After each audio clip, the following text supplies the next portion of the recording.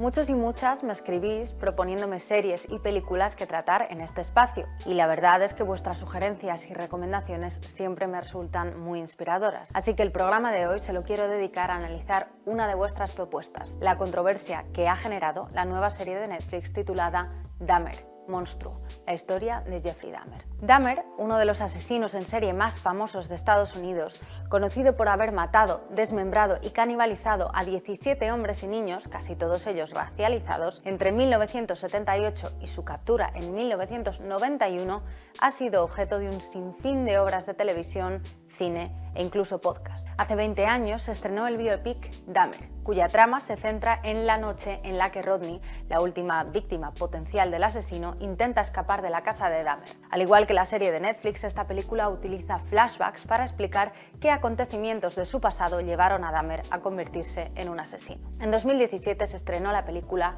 Mi amigo Dahmer, basada en la novela gráfica del mismo nombre del dibujante John Bagdeth, conocido como Derf, que fue amigo de Dahmer. Y más allá de las versiones dramatizadas sobre los crímenes de Dahmer, se han hecho numerosos documentales sobre el asesino. El más reciente se titula Conversaciones con un asesino, las cintas de Jeffrey Dahmer, y es otra producción más de Netflix. Y aunque parecería que la figura de este asesino ha sido más que explotada por la industria del entretenimiento, Dahmer ha llegado a Netflix en un momento en el que la demanda de contenidos de True Crime está en su punto álgido. Tan pronto como se estrenó en la plataforma de streaming, Dahmer se convirtió en la serie de televisión más vista en Netflix.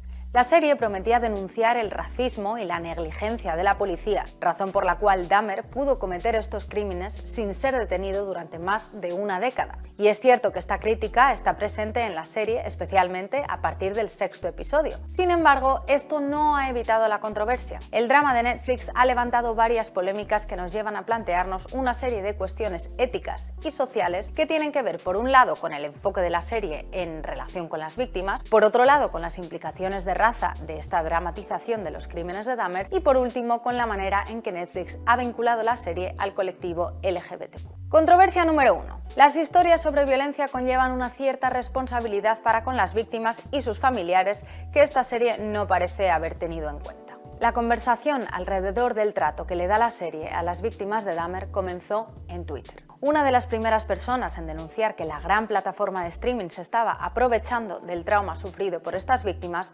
fue Eric Perry, sobrino de Errol Lindsey, una de las víctimas de Dahmer. Aunque había quienes decían que los familiares de las víctimas deberían estar agradecidos de que, una vez más, se visibilizara su historia, Perry explicó que contar estas historias una y otra vez, lejos de tener algún efecto reparador, lo que hacen es llevar a los familiares de las víctimas a reexperimentar el trauma.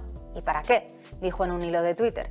¿Cuántas más películas o espectáculos o documentales necesitamos sobre esto? Más tarde, Rita Isbell, hermana de Errol Lindsey, cuya declaración en el juicio contra Dahmer aparece recreada de forma casi idéntica en la serie, manifestó en una entrevista que Netflix en ningún momento se había puesto en contacto con las familias de las víctimas, ni siquiera con ella, a la que habían incluido unilateralmente en la serie. Según Isbell, esta serie no es más que una manera más de comercializar las tragedias que supusieron los crímenes de Dahmer para las víctimas y sus familiares. Desde luego, no parece muy ético contar estas historias sin consultar o colaborar con los familiares de las víctimas para adoptar un punto de vista que se aproxime un mínimo también a sus vivencias. La autora Hallie Rubenhall lo resumió muy bien en un tuit que decía así: si no puedes cambiar la narrativa, si no estás interesado en el ángulo ético y si no estás verdaderamente implicado en las historias de las víctimas, no hagas una película. El true crime, cuando no es ético, tiene un coste. Lo cierto es que, habiendo escuchado estas reacciones, cabe además preguntarse si el true crime es el género adecuado para contar las historias de este tipo,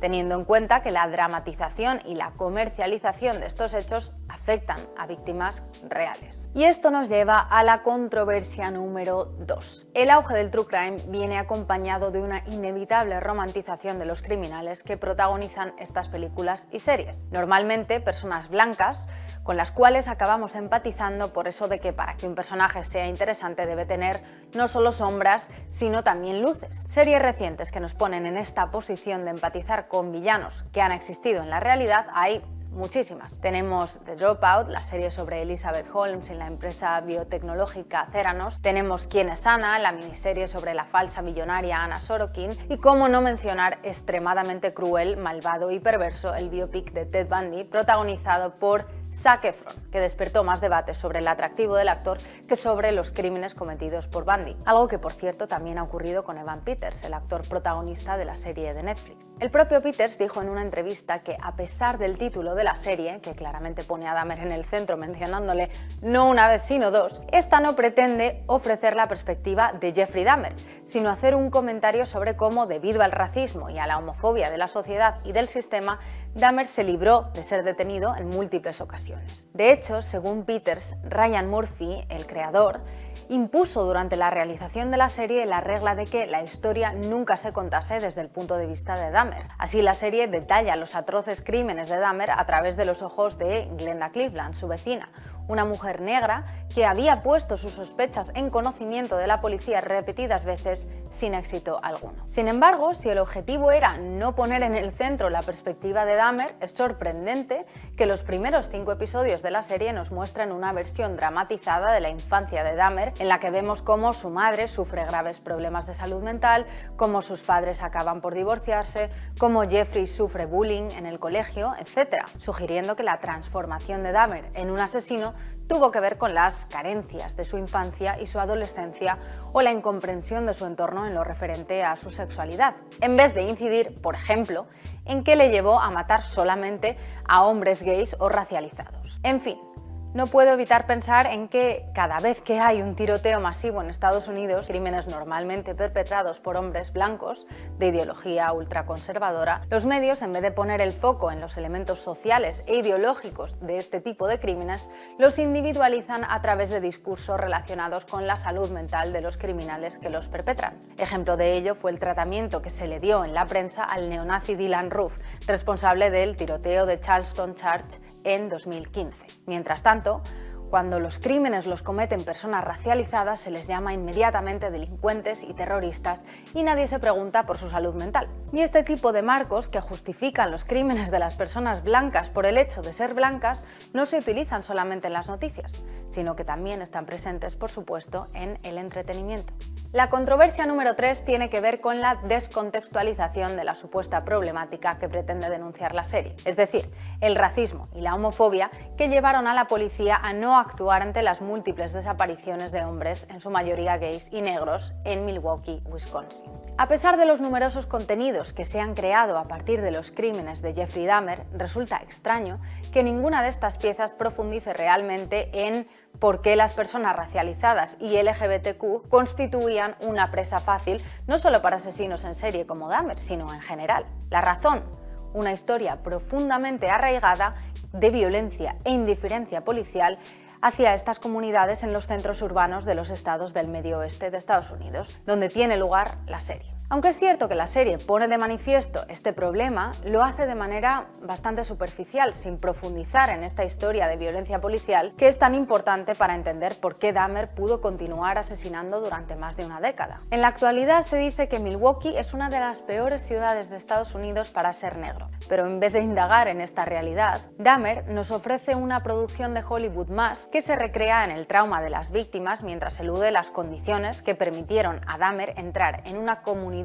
racialmente y sexualmente discriminada y asesinar a sus miembros, valiéndose de la vulnerabilidad de estos ante la incredulidad y los prejuicios del sistema. A esta descontextualización se le suman las críticas de Kim Alsop, asistente de producción de la serie, que expresó a través de Twitter que había sido tratada horriblemente en el set. Según Alsop, ella y otra mujer eran las dos únicas personas negras en el equipo y al parecer las confundían constantemente, aunque el único parecido que había entre ellas era su color de piel. Ella, sin embargo, dice que fue capaz de aprenderse los nombres de los 300 extras con los que trabajaba. En fin, una serie que pretende denunciar el racismo debería aplicarse el cuento y no perpetuar comportamientos racistas en el proceso de producción, porque en este sentido no solo es relevante el producto final, sino también cómo se llega a él, ¿no? Y si en el proceso de denunciar el racismo lo estamos perpetuando, pues apaga y vámonos. Y esto nos lleva a la cuarta y última controversia que ha generado esta serie: el enfado del colectivo a raíz de que Netflix etiquetase la serie como contenido LGBTQ. Acostumbrados a contenidos como Heartstopper, Sex Education o AJ and the Queen, a muchos usuarios de Netflix les resultó chocante ver que una serie que muestra con pelos y señales los brutales asesinatos sufridos por hombres homosexuales a manos de un asesino en serie se promocione como un programa LGBTQ. Desde luego, cuando un colectivo está infrarrepresentado en el cine o en el entretenimiento, no parece muy buena idea que las representaciones que se ofrezcan de él sean historias de violencia y brutalidad contra el propio colectivo. Pero bueno, parece que Netflix se dio cuenta del error y retiró la etiqueta, eso sí, sin hacer ni una pizca de autocrítica. No voy a mentir, cuando empecé a ver la serie me suscitó bastante rechazo. Pero el debate que se originó alrededor de ella me pareció clave para entender no solo la magnitud de la violencia institucional y policial sufrida por las víctimas de Dahmer, sino también las consideraciones éticas que se han de tener en cuenta al crear una serie o película de true crime donde las víctimas son personas reales. Solo profundizando en el debate podemos formarnos una opinión completa de la serie.